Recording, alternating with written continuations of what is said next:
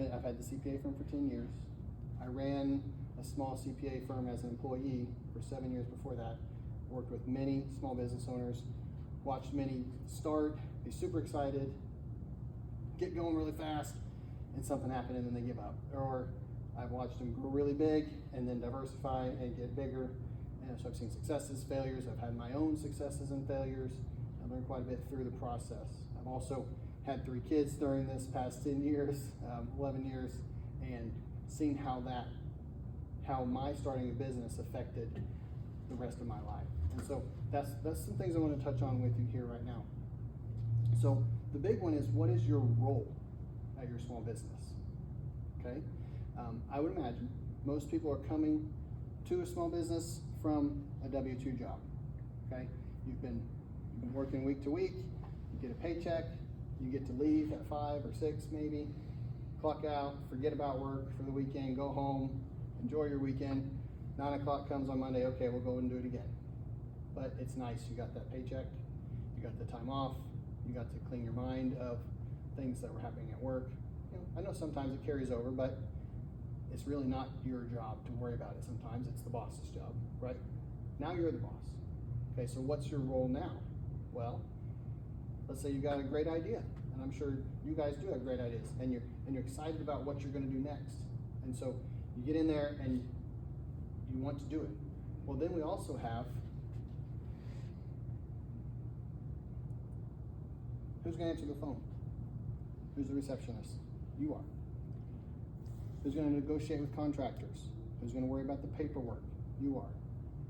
Who's going to pick up supplies and be running around getting things that are needed, even if it's small? You are. Who's doing the bookkeeping, paying the bills, sending out invoices, all the book work? You are. So who's taking out the trash? Who's mowing the yard? Who's cleaning the office? You are. Unless you get to a point where you can start paying people to do those things for you, you're now doing all of that, then in hopes that you can actually do the real job that you're doing with the leftover time. So those are all in your spare time.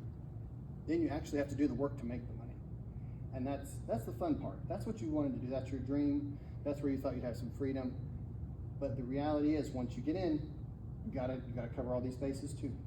So a lot of people have home-based jobs now. Some of these things don't come into play, and that's good. But there are a lot of different hats that you start to wear. The reason I want to talk about this is because that can start to wear on people. It can deflate people.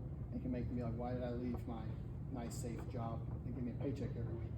Because I haven't even got to a paycheck yet. You don't get a paycheck.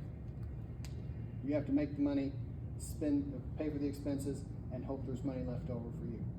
If you get to a point where now you have employees, okay, they definitely want paid. So now we're at make the money, spend the bills, pay the employees, then hope there's money left over for you. So I don't bring this up to scare you. I bring this up so you can see it coming. And you can understand, okay, I need to have a plan for this. I need to make sure that we've talked to the right people. We've got our stuff set up correctly so that this is going to be a success. So one of the things that we do at our office is we coach a lot of small, brand new business owners, medium business owners with experience, and long-term business owners. Because once you get into that world, it can also become very lonely. You know, you're not reliant on your workers at your job anymore. Now it's all on you. Everything falls on you. And if you want to progress forward, you have to address problems that come up as they come. So what we'll do is we can come in and we can be part of our business coaching plan, and we can assist you with, how do I get started with this? How do I hire somebody? How do I start payroll? What do I advertise? Where should I advertise? We'll really get into some of the how-tos so that you can ask specific questions to the specific problems that you're having and help you to move your business forward to be profitable and to hopefully take some of that burden off of your mind of not knowing what to do. That kind of leads me to what I've learned the most and learned most recently is trying to maintain some sort of life balance. Even as an employee, that's become difficult lately. I mean, corporations demand more of our employees all the time. People are working more hours. But once you become a small business owner, it's all you all the time. And you want to. You want your business to succeed. You want it to propel forward. So sure, you're working till 9 o'clock at night. You're working on the weekends. Maybe the very next week you're seeing that, oh, I need to generate some money now just to cover next week's payroll or to cover next week's rent that's coming out once a month. So you're putting in the extra time. What that does to your personal life can be devastating. It can take away time that you don't want to miss with your kids. So what I have learned over my time doing this, and I've had many ups, many downs. I have worked very hard, but even just recently, I've come to realize if my priorities in life aren't in line, this will be a failure, and it needs to not happen. So if you know that it's going to happen, and if you can put parameters in your life, take care of yourself, priorities are set in life so that you can devote the right time to the right activities. In my life, that is, I got to get myself right with God. I have to keep my focus where it should be, because this life is business, the next life is different. My family, I have to make sure my family gets my attention. Like I said, 3 kids, 11 and under. So there's a lot going on, and I can't be at everything, but it's important that they know you care. It's important to be attentive. It's important to be at home for dinner as many times as you can. So as long as you don't lose sight of it, you will do it. Also self-care. That seems to be what everybody puts on the back burner, is self-care. Make sure you're working out. Make sure you're reading books. Make sure you're taking care of yourself and focusing on yourself so that you can focus on other things. That hit me the hardest just a few years ago. I really wasn't taking care of myself. And to me, that was bringing me down, bringing the business down, bringing the family down. So once I started focusing on that, I could actually propel everything else forward. It also helps with your attitude and your positivity, because you have to be your own cheerleader. And in this, I'm blessed with very loyal and passionate employees, and they believe in what we're doing. But you're not always. Sometimes they don't. They just want that paycheck. And if they don't like a decision you made, maybe they just leave. And then it's back on you, and you got to figure it out all over again. You're back to the beginning. Work is one of the priorities. It has to be, but it has to be in control. Another one of the priorities that I have is charity. I want to do things, and from a business perspective, especially a small business owner, they will tell you it's some of the best advertising. It really is, and it's good to do good works. It's good to be part of your community, but you do have to keep it in check, because that is free. You're giving them your time for free, and as a small business owner now, your time is much more limited because you need to devote it on many things. So 10 years ago when I started back up, I got into every club in town, thinking, hey, this is going to be great. We're going to do good stuff. I'm going to help take care of my community. Well, now I'm in 7 towns, and I just can't personally do it.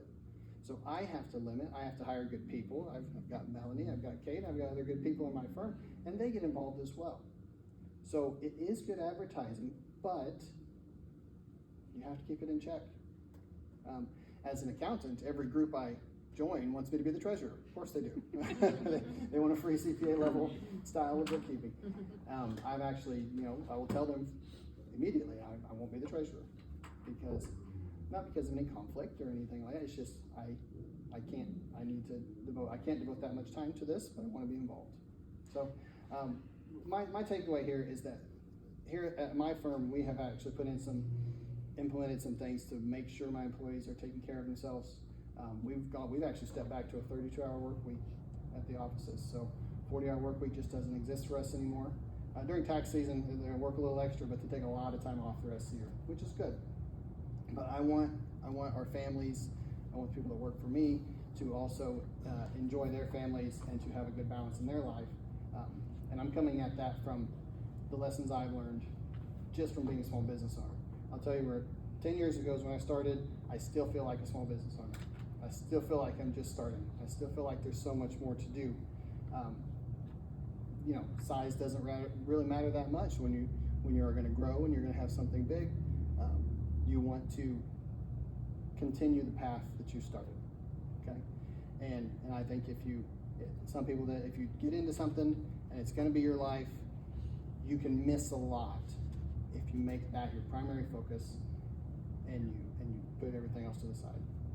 So that's my talk on that. Like I said, at the firm, I work with people one-on-one with business coaching. We definitely do bookkeeping and tax returns. And we are getting into some other things that are exciting too, coming up soon. But our card's over there if you guys wanted to talk to us later, that'd be just fine. And we do have an office here in town over on Main Street, kind of at the butt end of Main Street over by the bank. Any other questions right now before I kind of wrap up? All right, thank you guys so much for your attention. I appreciate it, and I'm glad to be here. Thank you.